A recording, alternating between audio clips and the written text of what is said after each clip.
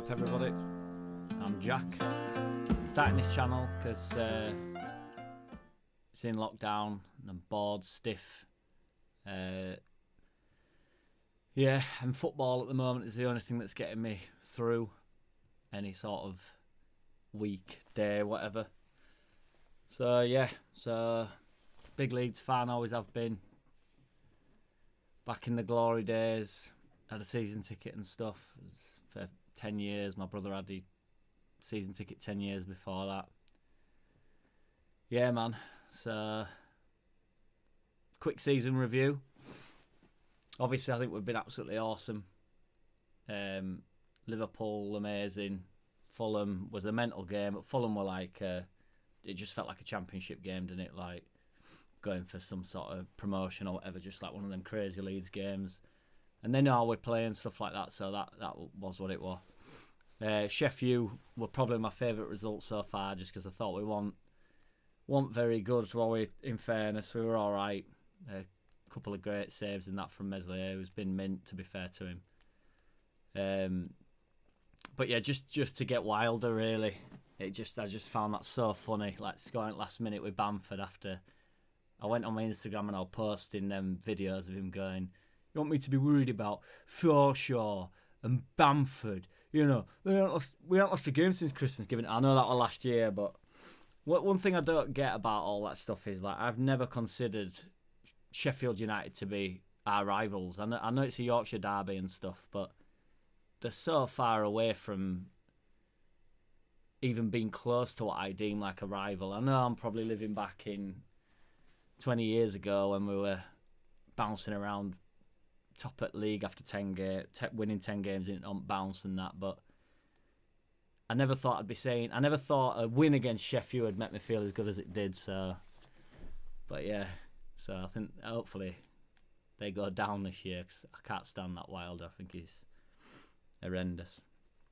Man City were terrifying at first, wasn't it?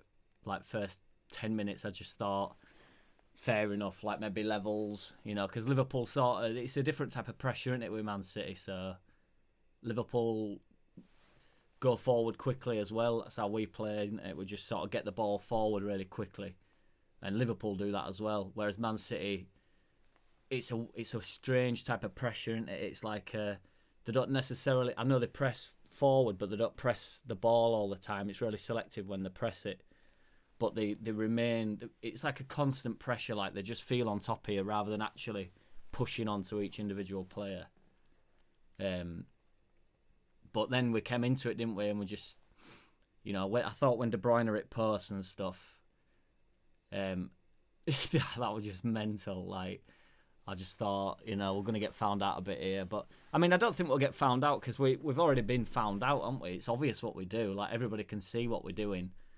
You know, like say we get the ball forward super quickly and we just work ludicrously hard. And I mean, we're so mint to watch. I enjoy watching us so much. I don't think I've ever enjoyed Leeds like this in my whole life. Hence, making the videos. I'm going to start making them every week about it. I just love watching us, and I also don't mind like when we got beat to Leicester. I don't mind. The reason why the first half bothered me against Leicester is because that's not how we play or anything. Do you know what I mean? So it's not like I don't mind losing. If we'd have played like we played in the second half and got beat, I wouldn't have been bothered, or I'd been less bothered. But because we were so poor in the first half, we just weren't at it. It really bothered me because it wasn't. You know, that's not how we play. I love watching us, and I will get beat. I won't mind as much getting beat how we play because all like the joy it brings, it's worth it. Do you know what I mean? So, and Wolves, I thought we were unlucky. To be fair, I thought it could have gone either way. I think Wolves are a good side, like what everybody does, and we've only been beat to really, really good sides, haven't we? Got beat to obviously Liverpool, which could have been a draw easily. Got beat to Wolves by a deflected goal. And that's their whole game plan, and it's come out in the second half and sort of just hold the fort for the first half. Yeah, but Wolves are a decent side. I thought the Villa game, I thought we were amazing. Bamford's just an absolute ledge. He's been awesome this year. I love Bamford anyway, and he gets a lot of shit. I know he does, and everybody slags him off. And I watch footy in pub, and it's like, honestly, I have to bite my tongue because it just does my head in. It's like everything, like ball goes anywhere near him, and it's like a poor touch or whatever, or he just can't bring the ball down, or he's isolated or anything, and you're just straight onto him. He'll score, and then he'll miss a chance, and then he's back to being shit. And it's so easy to be a fan like that, though, when you just go, oh, he's got hat-trick, he's amazing, and then he missed a couple, didn't he, against Leicester. Should have done better, and everybody knows he knows he should have done better, but that is what it is, isn't it? He's also got 6 goals for us this season. He's been slagged off in Championship for us, and he got what did he get? 15 goals last year, 10 goals year before. He was injured majority of the season before. 15 goals. I know they play a lot of games, 44 games, 46 games, whatever it is. But that's a pretty good return, I think.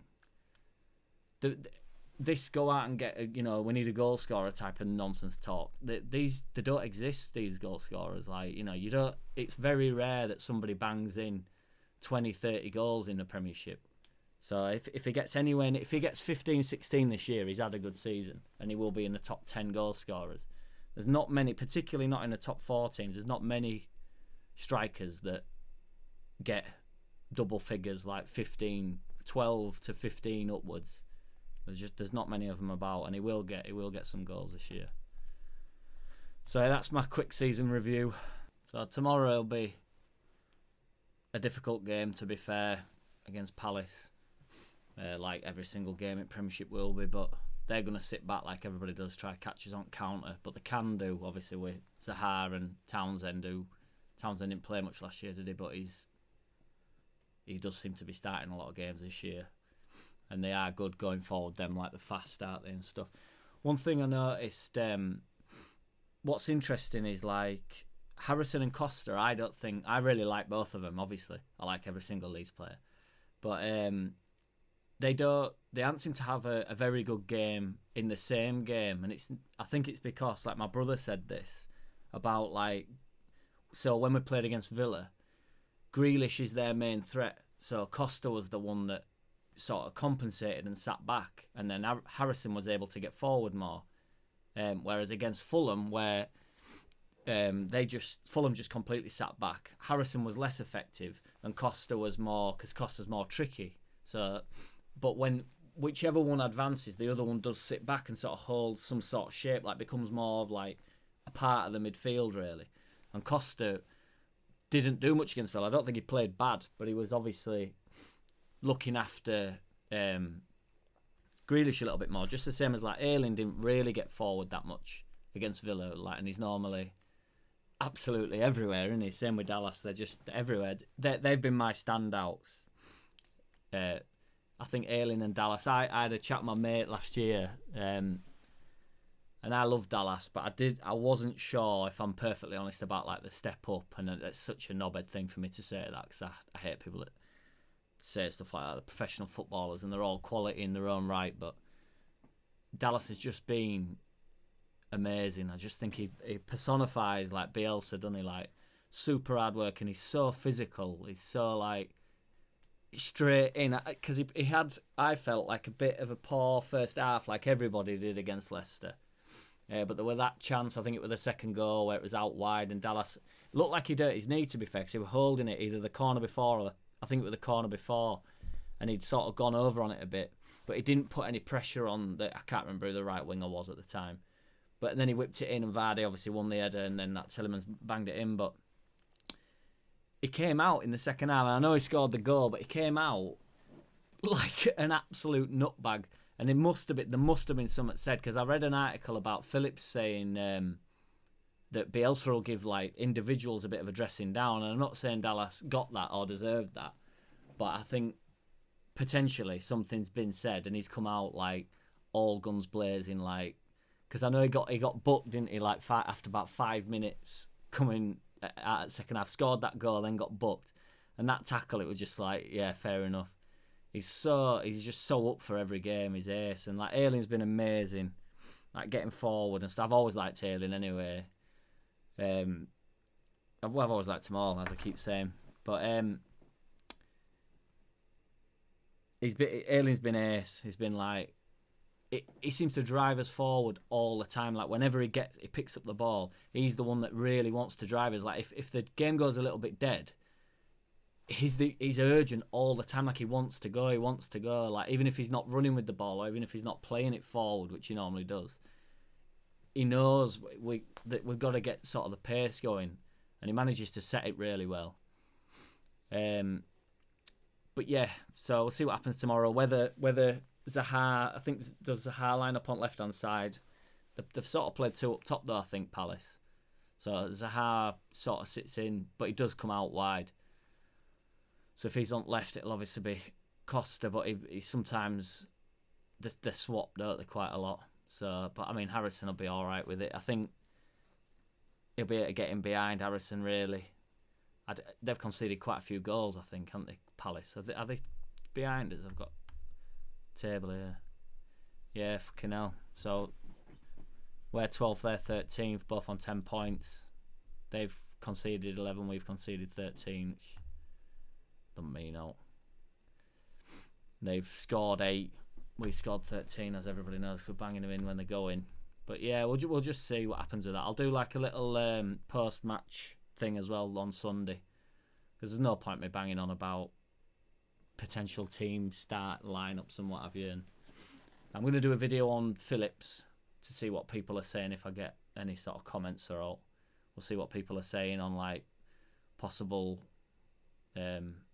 replacements, really, because as thin as we've sort of, it seems we're not really, I don't think, in that area. So I'll do a separate video on that, because I think there's a few options, really. I thought Shackleton were ace when he came on against Villa, and then that obviously got him his start for Leicester, but then I felt a bit hard on him because it didn't really happen at Leicester, and he came off, and I felt like we missed Rodrigo. That's the thing to mention about the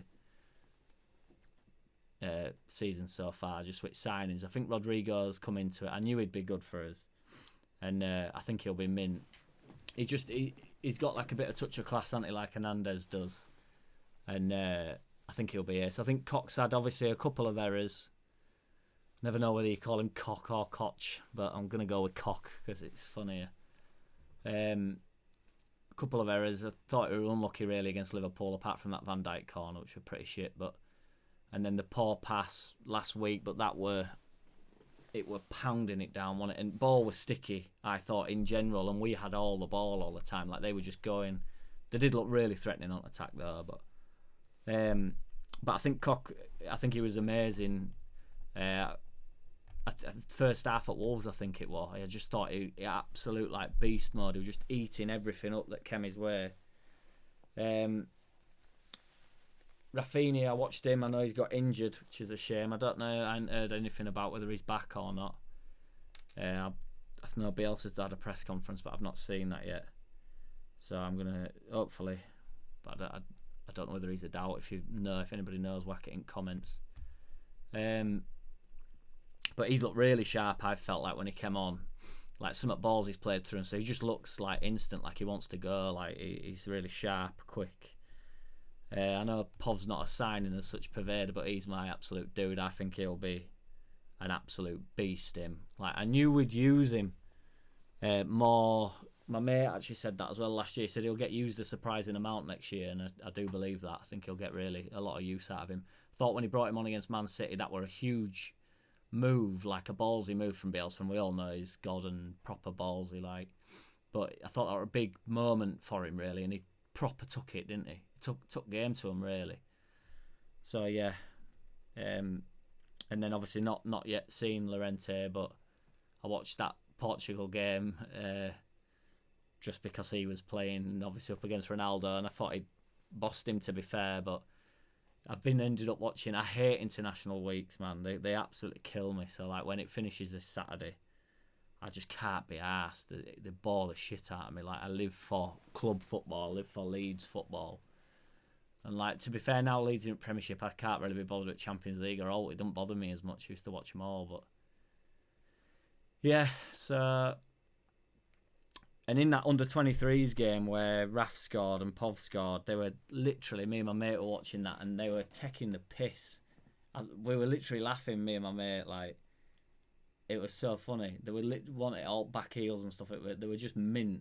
And they kept like high-fiving and stuff. You could tell they were just literally having a laugh, like taking piss. It was ace. But apparently they're all really getting on with Raf. So, and Rodrigo looks right happy to be here, I always think, when I watch them like inside training things and that. So, yeah, man. So, I'm Jack, and this is my new Leeds channel. I'm going to do a preview to a game and then a post-match game, and then any news that sort of comes up, I'll try to stay on top of and that. But yeah, subscribe, give us a comment, give me some shit for wearing a woolly hat inside. But it's freezing in this room, so I wrap up warm. Nice one. Let's hope we win tomorrow. I'll see you Sunday, because I won't be able to do a video tomorrow for reasons I don't need to mention. So nice one. In a bit. Leeds.